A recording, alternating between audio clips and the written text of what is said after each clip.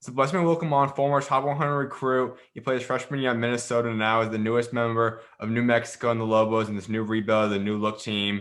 Jamal Mashburn, how you doing, man? I'm doing good. How are you? Thank you for having me. Absolutely, man. Well, let's just kind of get right into this. Like I said, this is a big transition. You put a name in the portal, you found a new home, and you're following Coach Pitino to this new rebuild, a new making of another team in the Mountain West. So kind of walk us through this. Like, how are you feeling right now? I'm feeling good. I mean, I'm ready, for this, great opportunity to help rebuild a program. I've heard a lot about New Mexico and in their city. They're a great basketball city, that loves their basketball. So I can't wait to get out there. And, Coach Pitino has been rocking with me since my freshman year. And sadly, things didn't work out in Minnesota for him. So, but he's always been there. And, I won't switch up. I've never been the type to do that. So, but I'm feeling good. I'm feeling good. I'm ready to get out there. The cool thing about this is that obviously we'll touch up on your family a little bit more about New Mexico a little bit, but you mentioned the relation with Coach Pitino, and your dad also has had that bond with the Pitino family. He was coached by your coaches now, his dad, obviously Rick Pitino. Having this whole Mashburn and Pitino relationship that's kind of gone back for many, many years now. What's it been like kind of seeing that? It's been cool. I mean, a lot of people kind of put more stock into it than I, really do. But it's a cool story, and it's something that, it's kind of, I wouldn't even say it's a coincidence, but I think it just falls right into place. I think Coach Pitino obviously fits how I fit as a player, and just hungry, coming in ready to work. And Rick Pitino was the same way with my dad. So we kind of have our same core values together, and it's great. It's great. Absolutely. Let's kind of go through your story so that Lobo fans can get to know you a little bit better. Obviously, your dad played in the NBA for a long time, so you kind of lived through that experience, but you also kind of grew up, had your high school career at least in the Florida area. So walk us through like what was like growing up out there? It was nice. I mean, it's warm, hot, 24/7. So you ain't got to worry about putting on no winter jacket or nothing like that. And the Florida basketball, it was great. I just needed something. I needed more of a challenge for myself, just to get out and help improve my game. That's why I chose Brewster Academy. But being down here, I was here 24/7. My dad is my number one trainer, so he's the one that I work on my game with. And, so being here 24/7, that improves me a lot. So I loved it here. So Let's go a little bit deeper into that aspect because, like you said, you have a dad that's ultimately done what you want to do. He's played at the collegiate level, played at the NBA level. How much has that helped you as a player? You kind of get to see a guy that's gone through a recruiting process before and gone to the NBA level. Like, how has that developed you and helped you as a player? it's developed me a lot. It shows me that there's no excuses. That every day you come in the gym, you gotta give it your all, give it 110%, even when you don't even feel like it, because that's what pros do. They show up when maybe not convenient for them, maybe their body's not feeling too good, or maybe something's on their mind. Just being able to be mentally strong to push through all of that. So I mean, he showed me so much that I can talk about. But just as far as that aspect, just having, just being mentally strong. So When you think about your dad, like, what's the one lesson you've learned, whether it be in regards to basketball, even off the court life? Like, what's the one lesson that you'd say you've taken away the most from him so far in life? yeah, that's a great question. I would say he's always told me since I was a little kid, whether before I started basketball or even in basketball, because it applies both to life and basketball. Hmm. Just be the best version of yourself. Hmm.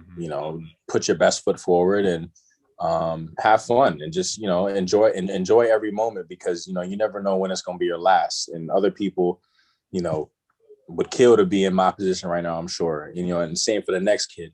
So just being humble, and just continuing to work, and just put your best foot forward. I know for a lot of guys, because we have obviously social media is a lot bigger now than in the past, where we see now a lot of guys that are now having sons, former NBA players that have sons now growing up the high school, middle school, and college ranks now. Sometimes it gives you guys a lot more attention, a lot more pressure to a degree too. How have you dealt with that? Like, how have you dealt with having the spotlight on you from such a young age because of you having the last name of Mashburn on your jersey? Honestly, I haven't really felt any pressure. I think my dad and, just the way I was raised and, how I go about like my social media platform and just how I carry myself as a human being, I've been able to kind of handle that pressure and use it as just being comfortable. Like, just, this is what I signed up for, being a basketball player. I want to be a pro. So, and I knew coming into that, what kind of name and what kind of attention that it would bring. So I was kind of always prepared for that. So, I mean, my dad's done a great job. He's raised me like to be a great young man. So, so it's I give credit to him for sure. When would you say you started falling in love with the game? I can imagine, obviously, your dad probably dreamed of having his son ultimately play the game that he loves too. But when did you truly start finding that passion? Like, when did you start saying, okay, I love this sport. I really want to pursue it now on my own too? Yeah. So what's interesting about that is basketball was not even my first sport. Mm-hmm. My dad actually kind of wanted me to, carve my own path. And he kind of kept me out of his like basketball stuff and all that. I remember one day, like I was in the house and he was kind of coming back from somewhere. I'm like, Dad, like I asked him a random question, like, what do you do? Like, what do you do? Like, it was like I was like 9, 10 years old. Mm-hmm. He was like, oh yeah, I'm an NBA basketball. I'm like, what, for real? Like, I didn't know. Like, I really didn't know. He kept me out of all that. So he wanted me to just figure out what my passion was and not have anything forced on me. So I was actually a lacrosse player and a football player. So, but I first figured out I loved the game around 10 or 11 when I started playing AAU with a couple of my friends. And I told my dad at that age that I wanted to get better and I need help. And can you help me? And he was like, sure. And give me 3 years of your hard work, commitment, and trust, and we're gonna make you a player that you ultimately want to be. And then 3 years later, I was in middle school playing 6th grade up varsity, and then I just stuck with it, just stuck with it. Yeah. You gotta go a little bit deeper in that. So you didn't know your dad played in the NBA until you asked him that at that point? Yeah, like he kept me out of all of that. Like I would stay at the house with my mom, and I would just be doing other things, playing with the dog or whatever, not really realizing, like, oh, Dad's on a business trip. That's what in my head, that's what I'm thinking. He's on a business trip. Mm-hmm. Little dude, like I didn't know, like, oh, like, I mean, I'm sure people when I was younger was like, oh, your dad, this and that, but like I didn't see it from my own eyes until I just one day was just asked him. I'm like, yo, like, what do you do? Like, what do you do for a living? He was like, oh, I play in the NBA, this and that. I'm like, oh wow, like I didn't know that. So yeah, it's crazy. Would you say that's like one of your favorite memories with him, or what would you say is like maybe the first memory you think about? Like when you think about your dad, like what's the first memory that comes to mind? Oh, that's a lot. I would say, my favorite memory of my dad. Man, we create memories every day because we spend so much time together. But I would say probably in the car after my AAU game or after my AAU practice when I tried out for the team and I just told him that I needed help. Like that was a moment of, that I seeked out to him for him to help me pursue my dream. Because I knew that he already lived out his dream. He knew what it took. So yeah, at 10 years old, I kind of realized like, okay, if I'm gonna do this, I want to be the best at it. I want to be remembered for it. So I would say that moment, I was in the car and he was, we were in a parking lot and I was crying. I made the team, but I was crying. Like I remember I made the team, but I was like, I need to get better. Like I don't feel like I'm good. I need to get better. So I was just like, Dad, like, can you help me? And that's probably my favorite moment because that's one that kind of just sets the whole story for my whole life. So last question about your dad I got to ask you is, have you guys played one-on-one recently and how do those games go now? He's actually like, we're training together, because he's trying to get back in shape so he can play me. So the last time we played was probably like a year ago. It was over quarantine when we were, bored and, we were just having games. But, he's 6'9", and, he's a little slower than me, so I can just go around him. But, if he gets me in the post, it's over. But, it's competitive. It's very competitive, as if anything. Do you remember the first time you beat him? The first time I beat him, I was I was 14. I was 14. I was at the gym. I remember we had just went through a hard workout, and usually after all of our workouts, we played three dribbles. Mm-hmm. And I remember I got to the first spot. I beat him. I usually got him in a couple of spots, but I'm talking about this is the first time I beat him in like a whole spot. So I won two games, and he won one. So I was excited. I was 14 when that happened. And when I did that, he was like, "Yeah, I need to start getting in shape." So he's been working ever since. He's never stopped working. So no doubt. Well, let's go into your basketball career because you obviously have always decided to play up and on a lot of different levels. And one of that was that in 8th grade, started playing up at Gulliver Prep. What was that like? Like, take us through deciding to play at the high school level so early on. yeah, I mean, during that time I put in a lot of work and with my dad and I kind of I was going through a phase where I was playing AAU and I got confident in myself and to be able to show my skills and play at that varsity level. So, and I think I was ready. They threw me in early and, I was young, I was inexperienced, but I mean, I could play at that level and I was excited. So, I mean, it was my first real taste of, varsity basketball at the time. So, it was amazing. You look through your track record, you always want to push yourself. Like you just said, you play up in middle school, then you're taking the prep route. You play at Brewster Academy then for a couple of years. What's led to that decision? Because some guys might say, okay, I just kind of enjoyed middle school, just dominate middle school leagues and whatnot. High school, I'll stay in my local high school, dominate throughout that time. What's led you to always want to take the next route, always push yourself to the next level in terms of different environments, different situations? I just think ultimately, doing that, it makes you just it really pushes you to, because once you go up a level, it's not really a big jump that makes a big difference. It's those little details that make a huge difference. Mm-hmm. So for me, when I was always younger, I always used to play with the older guys, used to play with the adults. When my dad would have pickups, I would, play in them. I probably would get my, I'll probably get busted, but it's, it always, showed me, what I could, like how adults go about things, how, it just prepared me.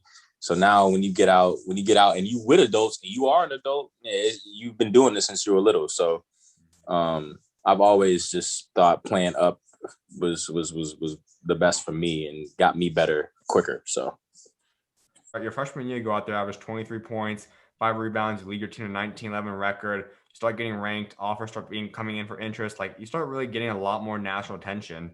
How'd you handle that though? Like starting to get that spotlight on you at such a young age. How'd you deal with that?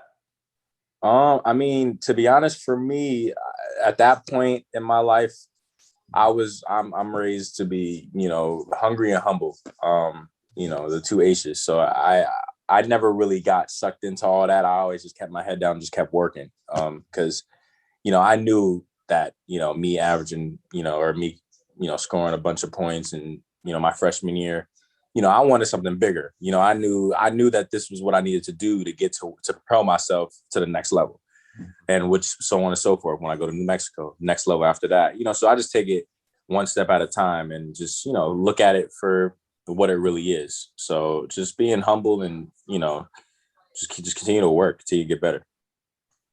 You come in as a freshman and average 23 points. That's not an easy thing to do. Not a lot of freshmen are out there doing that. Walk us through that year, though. How you were able to come out and dominate so early on into your career? Yeah, I think I just know my dad. He pushed me. I give all credit to him, and he pushed me a lot. I really wanted to be one of those top ranked kids in Florida at that time, and I was really pushing myself to do it. And I believed in myself. That's one thing that a lot of kids they got to believe that they can do it, and then it'll produce. But yeah, I just, I continued to work. I trusted my work and I just played freely. I was with a coach at the time that, needed what I had, scoring, being able to create, defend, all that. I did. That's what he needed at the time. And I was a freshman. I was younger and playing against, in front of a couple older guys, but, he let me play. So credit to him as well. But yeah, it was great. It was great. So at what point would you say started clicking for yourself and you started saying, okay, I am an elite player now. I feel like every time I'm on that court, I'm one of, if not the best player on that court. Like when did it start coming together for you? I would say probably that's a great question. I think the summer going into my freshman year. I know I was playing AAU, and I had just come off I had just led the Under Armour in scoring. Like I averaged like 25 points. And I led him in 15, 16, and 17. Like nobody averaged 20, 25. And I think behind me, it was like Anthony Simons, Elijah Weep, some kids like that. So, I mean, that's when I really knew, and I really wanted to take my game to the next level, which allowed me to have a great freshman season. So, yeah.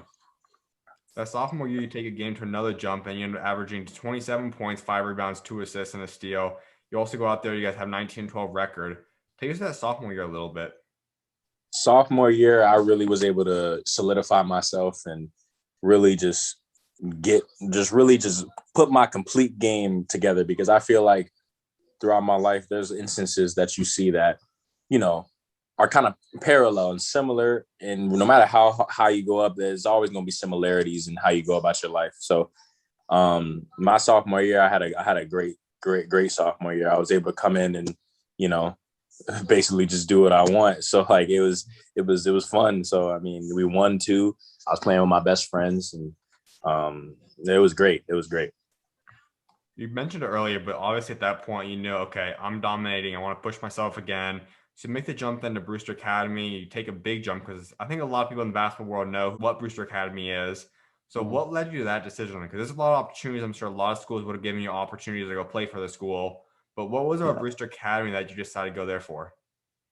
When I first took a visit to Brewster Academy, I instantly knew I was going to go there, just based off the feel of the school and just how Coach Smith was. I still talk to those coaches to this day. They'll always be family to me. Coach Lee, Mr. All of them from head to bottom. So I think it was just real family oriented, and they really cared about getting better and preparing you for the next level, which was college, which is what I really wanted. Coach Smith is one of the best coaches I've ever had in my life.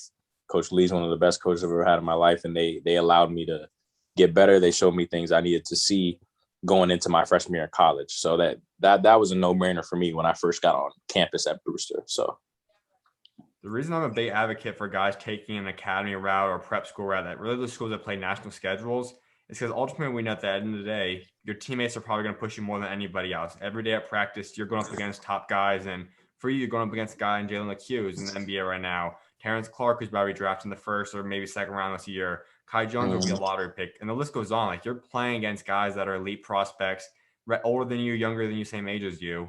How much did that push you as a player in practice throughout that year? Man, it was very eye-opening to me, because I was coming from a place down in Florida where I'm the guy, and I'm the guy on my team, and then you go to Brewster, and now you got 6 or 7 other guys we're the guys on their team, which is how college was too. But that pushed me every day. I was playing against them, and that got me better. That we pushed each other. My junior and senior year, both of those teams, I feel like had at least 4 or 5 pros on them, at least. So, every day is competitive, whether, we were, shooting, playing 1s, 5-on-5, all of that. So it's just all as a whole, it got me so much better. For that junior year, I mean, I'm sure you probably weren't like typically guarding Kai Jones, him being a big man, but when you look at LeCue, you look at Terence Clark, like, who were the guys you were typically going up against? Like, was there one of those two, someone else? Like, who was that guy you typically found yourself matching up with at practice? So my junior year, I will play against he's at Cal right now, Joel Brown, very good player. He's I think he's going to be a pro. But he was a guy I was going up against. He was at the point guard position, so I would guard him every day. But I would guard Terence. He's a nightmare to guard, but he's great. Jalen LeCue, freaking nature athlete. I think that year was really what prided me on my defense, because honestly, they got into me. They really did. So it was my first year seeing that type of talent like that, at least on the same team and in practice every day. And I think, every guy and every player has, a moment where it's just like a realization, like, oh, okay, like I can play with these guys, but I still got to continue to get better, So I think that's what that I credit all those, all those guys. If you remember back, because those guys were all older than you, like what was that first practice like when you first stepped foot on that court? Did you play good? Was it rough for you? Like what was that first day like? I mean, I played more than good. I was starting. I started my junior year, the first 5 games, and then I got taken out the starting lineup just because of just some lineup changes and stuff like that. But that really impacted me too. That was my first time ever coming off the bench. It was different. So I mean, those first couple of practices, they were competitive, and I was ready. I think I've always been able to be ready. Like I'm always ready. So I just, I performed, and obviously, they performed too, and it was back and forth, back and forth. They got the best of me one day, I got the best of them one day, and it just continued on like that. So, but yeah, it was definitely, war every day in practice. You guys do achieve the ultimate goal for that year, that is winning the championship. Take us through that experience. So like you go through that, you win that championship as you guys obviously had your goal was for the year. Walk us through that season. What was like ultimately achieving that goal? Man, I mean, ever since we stepped on campus, that was all we saw in the gym. In Brewster Academy, all we saw was national championship. We saw the banners from, '08, banners from 11 and 12, 15, 16. And we wanted to be one of those teams that had that put a banner up. So, and that's one thing really I liked about Brewster is, they're about the right things. They're about winning. They're about getting better. And it was amazing to win, especially with those guys my junior year, man. Those are my brothers. I love seeing like Kai. I love seeing what he's doing now. He's about to be a top 10 pick. I'm super excited for all of them. Jalen LeCue about to have a great career. Terence, he's just signed with Clutch Sports. He's about to have a great pro career. I'm excited for all those guys. So it was amazing to win it with those groups. You then go to your senior year, and a lot of those guys obviously move on to the next route. Terrence Clark's still with you guys, but take us to that team because then you have Kadar Richardson, someone I'm super high on, just made his transfer out to Seton Hall. A couple other guys, Matt, DeMar, T. Clark, I just mentioned. But what was that team like? That team, man, we were closer than ever. Like we had our ups and downs, just on the court with just some chemistry stuff and just little things. But I mean, as a whole, like off the court, man, we were brothers, and to be able to win with that group, we were so talented, and with Kadari and Matt, DeMar, I mean, we had so much talent, and teams really couldn't mess with us. So, it was fun. It was very fun, very, very fun for that year. Discuss Coach Smith a little bit because I don't think too many people realize how challenging it can be when you take a team of a bunch of guys, like you said earlier, guys that were just coming from being the star player, a guy that's all these top 100 type recruits, pro prospects, to get guys to accept a role, to get guys to buy into a team game instead of just themselves. How special is Coach Smith, and how is he able to do that? Man, he's a wizard, man. He's amazing. He's a great coach, man. He knows exactly what to say and when to say it and exactly what to do, and he knows how players receive things because when you get a new team, you have so many different personalities on a team, so it could be hard to manage that. And as a head coach, I give a lot of credit to all the head coaches, what I'm saying, because that's a hard thing to do, to manage all of that. So but that's his best ass. He knows exactly what to do and how to do that. So he's about how to go about a practice, about how to go about pregame, and this and that, like how to talk to a certain player when he's not shooting this well, or what I'm saying, he's in his head, like he knew exactly what to do. And I think that prepared a lot of us, and that's why so many people from Brewster have such a successful career in college and on and so forth, because they were already exposed to that in high school, because Coach Smith and all of them, they put us in a situation where it had to be like that. It had to be at that high level. So he's amazing. You look at through your high school career, both AAU, all your high schools you're different, Brewster Academy, Gulliver Prep, like all the schools you're at. Give us like your dream team. If you're going to put together 5 guys, starting lineup with the 5 best players that you'd say you played with, What does that Mhm. lineup look like? Oh man. Okay, so it'll be me at point. Mm-hmm. Uh, Jalen LeCue at the 2. Mm-hmm. Terence Clark at the 3. Kai Jones at the 4. And who would be my 5? We had a lot of great bigs. Let me see. I'm stuck on a big right now. Kai. So I got Kai at the 4. Who was our 5? Who was our 5 my senior year? We played mostly guards my senior year, to be honest. Like Matt Cross, he was our 5 technically, but he's really a 3. Mm-hmm. Then I would have to go with Richie Springs. Mm-hmm. He's at UConn right now as my 5. He's a dog. Yeah. So if you're going to build the rotation then a little bit too, then what's your 4 or 5 guys off your bench? I would put Joel Brown as my 6th man off the bench. Marcus Dockery as another shooting guard off the bench. Zane Meeks, who was at Nevada, he's just transferred to, I forgot where he just transferred from, but he just transferred to shoot. And then if I had to choose another one, I would put Kadari Richmond, as, as another ball handler. Like that would be a super team right there. Yeah, that would be a super team. Absolutely. Well, let's go through this recruiting process that ultimately brought you to Minnesota originally. So your guys, as we mentioned, you're a top 100 player, you're a 4-star, you have offers from likes of Cal, Auburn, UConn, Wake Forest, list goes on, tons of schools interested in you. What brought you to Minnesota? Like, what was it about Coach Pitino in Minnesota that you chose to go out there? I mean, I just think at the time, it would be a great situation for me to be able to have an opportunity to play right away. And not saying that I wouldn't play right away at any other program, but Coach Pitino, he's been with me since my freshman year. He's been recruiting me and been, in my ear since then. So there was this level of connection and comfortability of me going there, and he's the head coach. So that was one of the main reasons why I made that decision. And I think it definitely worked out. He hasn't sold me short in any way, shape, or form. And I've obviously had to earn everything that I was given. But he gave me the opportunity to be able to make mistakes and, be able to, kind of work through those mistakes. So I give credit to him.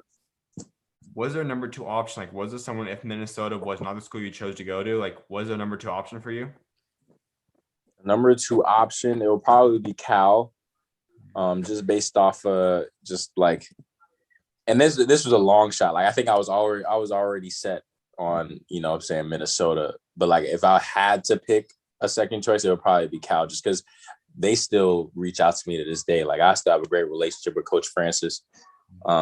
He texts me he just texted me today. Just congratulated me about my commitment to New Mexico, and him and my dad are very close, and they've had an opportunity to have a great relationship. So that they'll always be someone that if I ever need anything ever, like I could reach out to Coach Francis and be like, hey, this and that. Like he's just family dude. So that's what I really like. So. No doubt. Well, let's go into this freshman season for yourself, because it wasn't an easy one in terms of the COVID. We know that you didn't really experience a normal college season yet, so it wasn't like different for you. But still, you have to go through COVID protocols, the daily testing, all that stuff that came into play for you guys. How did you handle COVID as a freshman? I mean, I went through a lot of up and downs just emotionally, because people don't really realize how hard, getting tested every morning, playing with empty gyms, and, and just working that like, our bodies are tired and, mentally wore out, just because everybody's wore out mentally with this COVID thing. Cause, it's just so different, and it's unprecedented times, but, I think I handled it real well. I mean, I was able to have a great bond with the dudes from Minnesota. All of them, they're going to be my brothers for life, because, we bonded and we were isolated with them. So, all we can do is talk with each other. So, and get to know each other and, just bond together. And, so I wouldn't take away anything or don't regret anything about this COVID experience my freshman year. We know anytime for any freshman, it's not easy to get adjusted to college life. It's a much different type of basketball than anyone could play in the high school level, even if you did play at a prep or academy kind of level. But you come in there and, like most freshmen, struggle in the very beginning of the year, kind of getting your flow, getting kind of rhythm. But all of a sudden, then you can start seeing your stuff. You start putting together strings of 10-plus point games. You start really playing more consistent. You become a starter. So walk us through the progression of the season. Like, how did you feel that you start getting comfortable and really settling into who you are as a player? I just think throughout the course of a college season, and really any season, you're gonna have, waves of good games, bad games, days you feel, bad, days you feel good.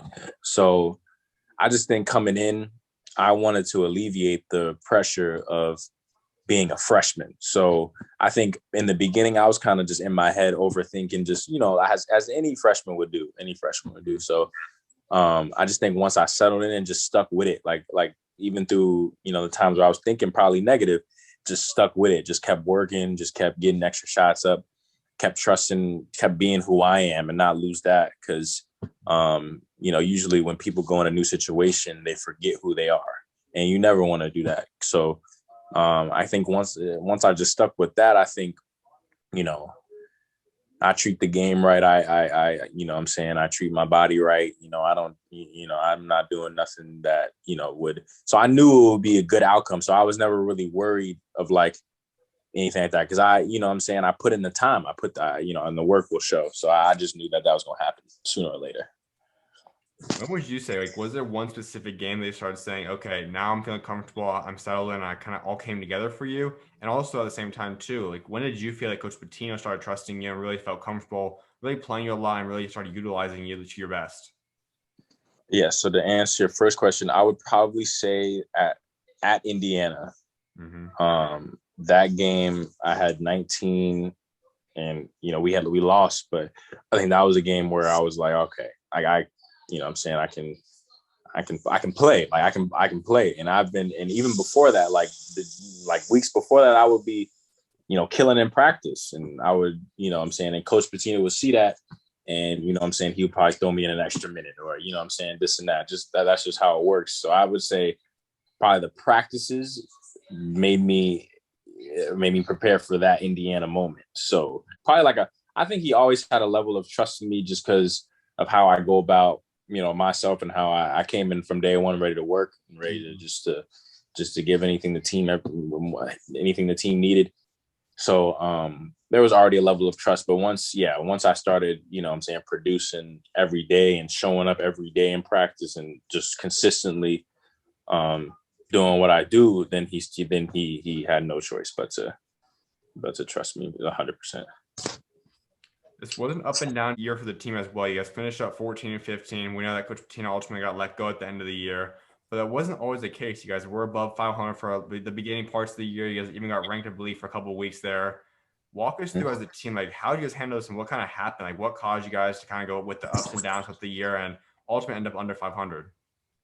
Yeah, so I mean, we dealt with some injuries late in the year that kind of held us back to some degree. Because first of all, our team was already a group full of like transfers and new people around everybody. So once you already have that, it's already hard as it is. And then once you take the injuries and people sitting out because, ankle or, our starting shooting guard, who's our best defender is out because of a broken hand, like that hurts. That hurts us a lot because those people are big pieces. And, Gabe is a great player. He's a junior and he knew what it took to win in the Big Ten. And then Liam Robbins, a 7-footer who led the Big Ten in blocks, him being able to sit out we didn't have anything that we can really make up for that because they were such a big piece. So, then people started getting frustrated and, it just led to one thing led to another. And, I think everything all kind of happened at once. It was just a big roller coaster of a lot of stuff.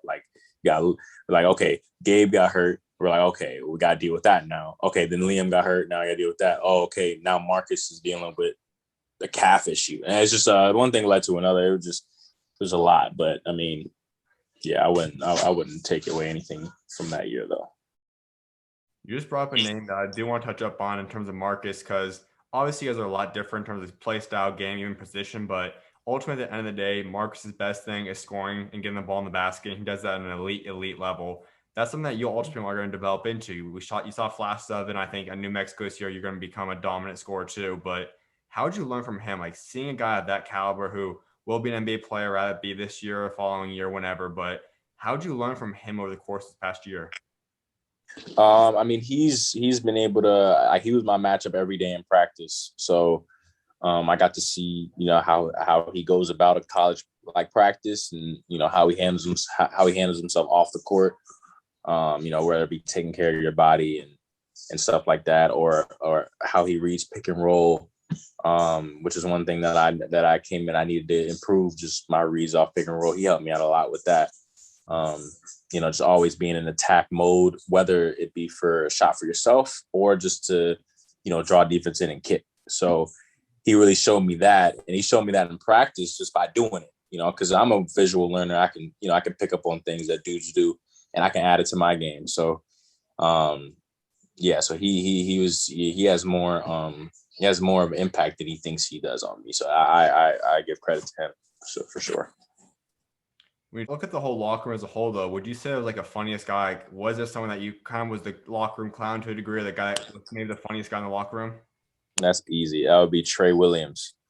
Trey Williams. He is a clown, man. He's a man. You could just tell, like, he would just be one of them. He's like a real energy dude. Like he's, what I'm saying, he's always positive. Like this is a dude that you want to have on your team. Funny, plays hard. He's a guy you want on your team every day. So that's my guy. I love him. Absolutely. Well, let's look at this thing, because after the season, then you joined with a lot of other guys in the country, put your name in that transfer portal, look for the new opportunity, and it's quite obvious why. Obviously, Coach Pitino got let go, and you ultimately do follow him, as we talked about earlier. But when you go in the portal, though, I know you had a lot of schools reaching out to you. It was a hectic time for you. How did you ultimately choose to go to New Mexico, and what other schools were heavily interested in you? So, I think the other schools that were heavily interested in me were LSU, Seton Hall, Alabama, where else? Georgia, Auburn, George Washington. Those are like probably the big ones that I can name off my head.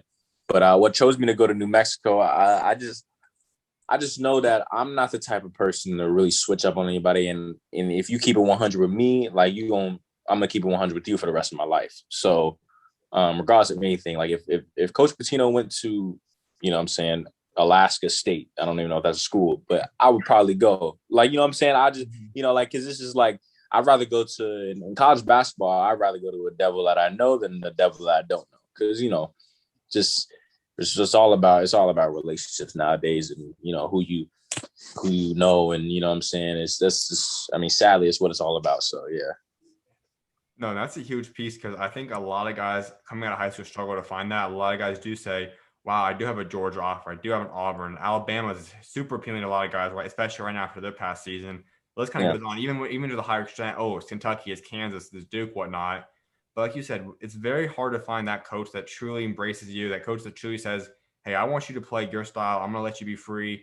This is what I want. You're going to run my offense and whatnot. So how critical is that? Like when you find that coach that truly trusts you, wants you to be the best you, how important is that for a player?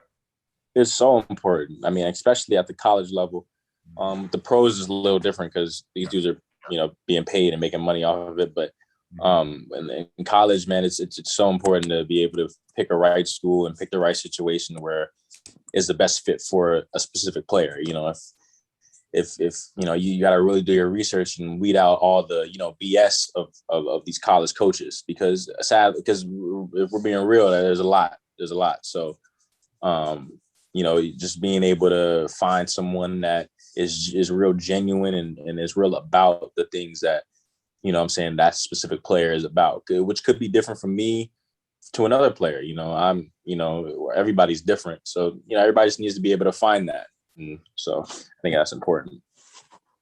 So you go to New Mexico, and this is a team that obviously has been pretty bad in the past few years. They haven't been up to the New Mexico standards, but they've had great years in the past. They've had a lot of successful tournament runs. So what's it going to take for this team to be revamped? They're in the Mountain West, a conference I'll talk about in a second. I think super good. But what's it going to take for New Mexico to start rising back up there and become a contender in that conference again? I mean, I just think we got a lot. We got great pieces there and great pieces coming in.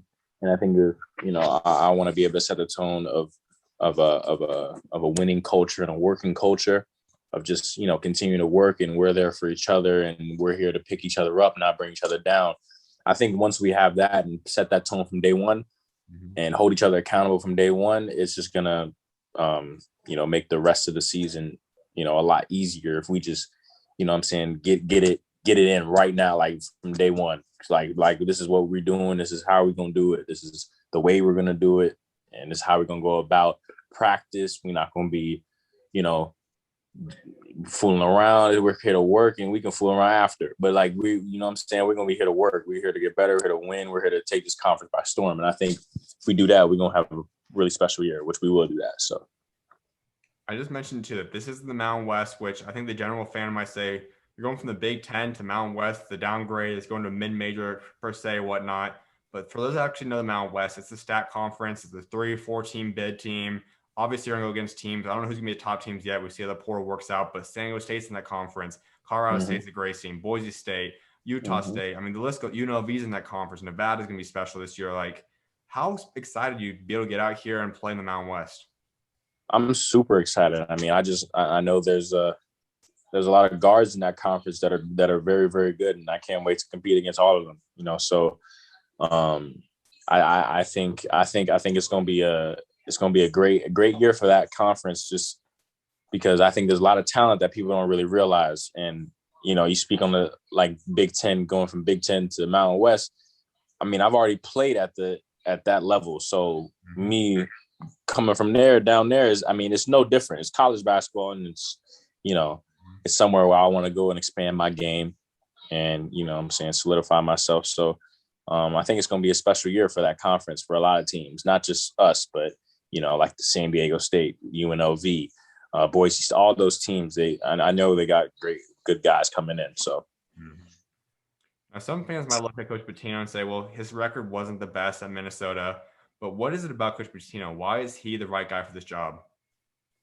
I think he's the right guy for this job because he's about the right things, and he's never cheated the game. He's never done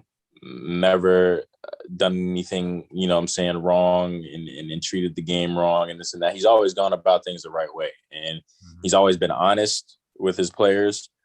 And if he's your guy, he's gonna be your guy throughout it all. You don't have to worry about that with him. And he's gonna rock with you through your worst shooting nights to your best, or to your times where you're not feeling good. He's still gonna rock with you, and he's still gonna push you, and still gonna want to see you succeed and put you in positions to succeed. So I think a lot of players at New Mexico are gonna realize that coming in the first day of practice and seeing how he goes about things, seeing how he coaches. I think people will like that. So I can't wait.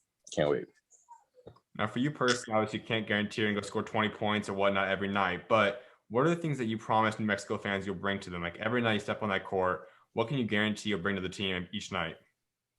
You're going to get my all 110% every night on both ends of the floor, mainly on that defensive end, because I take very pride in that. So you're going to get that from me at night in and night out, whether I'm hurting or not hurting. That's what we're going to get. What's one word you could use to describe yourself? What would that one word be? The whole Jamal Mashburn package, on and off the court. Like, what's that one word you say describes you? Relentless. That's actually something that me, my dad and my stepmom talked about. So just being relentless, like getting what you want and not stopping regardless of how hard the situation gets. I feel like I've always been faced with, something. It's always something. And I think I've always been able to get through everything that I've been putting myself through. So relentless. Yeah. Absolutely. And a couple more things before I let you go. One of which is one of the posts you have on Instagram. It says your most valuable asset can be your willingness to persist longer than anyone else. What does that mean to you, and why'd you post that? I posted that because I think that's a true statement to, how I wanted to share with people so they can have the same mindset that I have.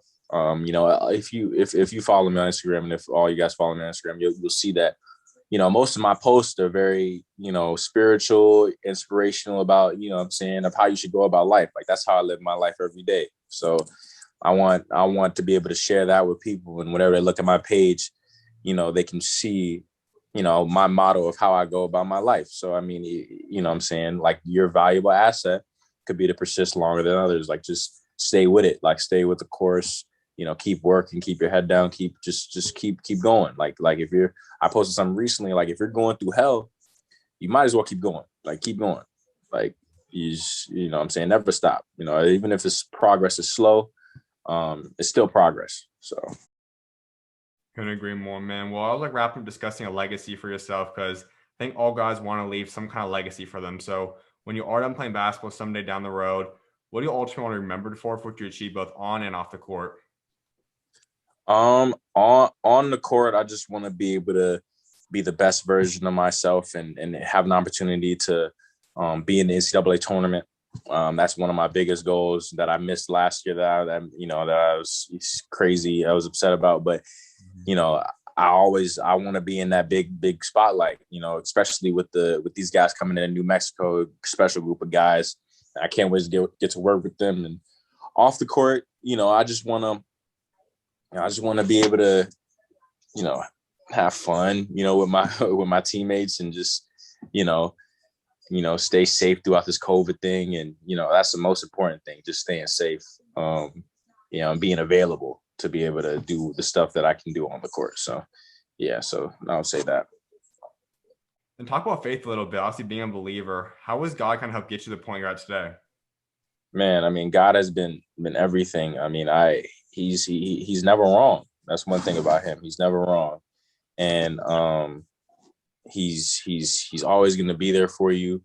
And you go to him if you ever need anything. He always has the answers, and he knows where to put certain things in your life that you need in order to get better as a person or a basketball player.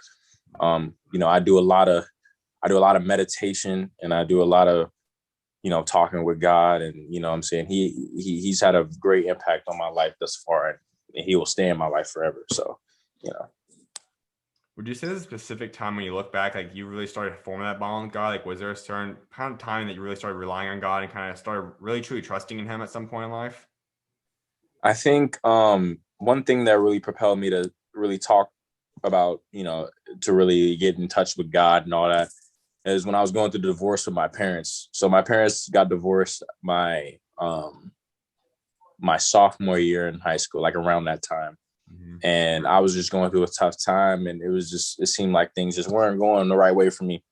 And, what I'm saying, I was meditating, and I was just trying to just find ways to help me feel better. And, what I'm saying, I just felt that something was with me. I couldn't put together what it was, but I felt something telling me, like, everything's going to be good. Like, just keep pushing, keep being positive, keep doing what you're doing, and everything's going to be all right. And I'm 100% sure that was God talking to me during those times of need.